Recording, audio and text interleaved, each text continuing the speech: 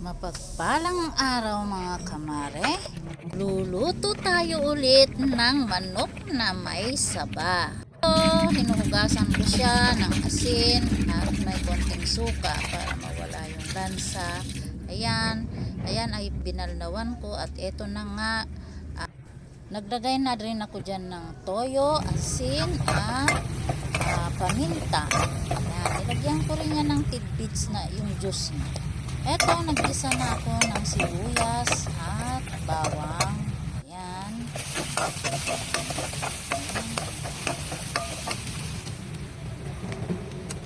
Eto, isinabay ko na rin na iprito ang ihahalo kong saba.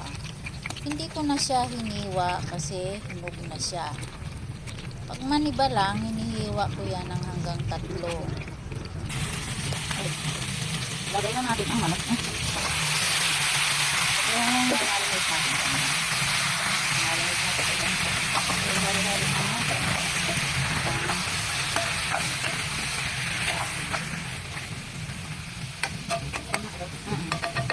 Ito yan.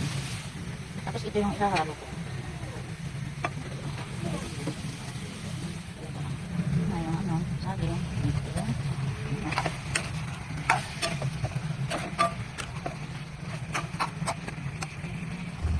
Eto, naglagay na rin pala tayo dito ng pamintang buo at laurel. Ayan, mga 4 na piraso lang na laurel yan. Ayan, tuloy pa rin natin itong sangkot siya bago ilagay yung ibang mga halo. Sangkot siya lang.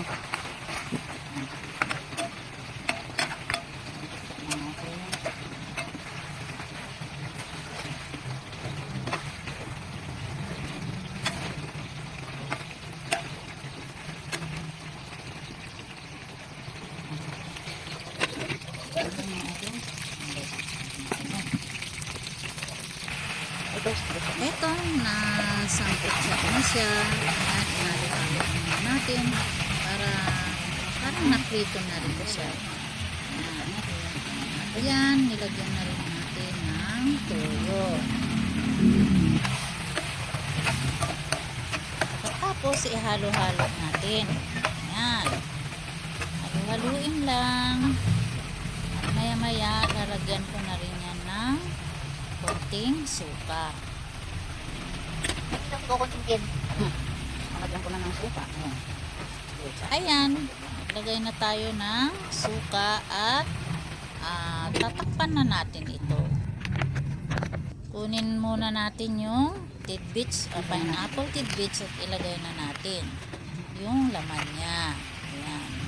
Ilagay na rin natin at ihalo natin. Ganyan lang kasimple ang pagluluto ng adobong manok na may saba at tidbits. Ito na pala yung ating sabaw ng marinade at nilagay na rin natin. Pagkatapos yung pritong saging. Ayan, sa ibabaw natin ilagay. Konting na lang to kasi luto naman na yung saging. Naiprito na natin. Ayan, ihalo lang natin ng konti. Maya-maya, luto na ito. Eto, luto na mga kamars. Ito, kain na tayo.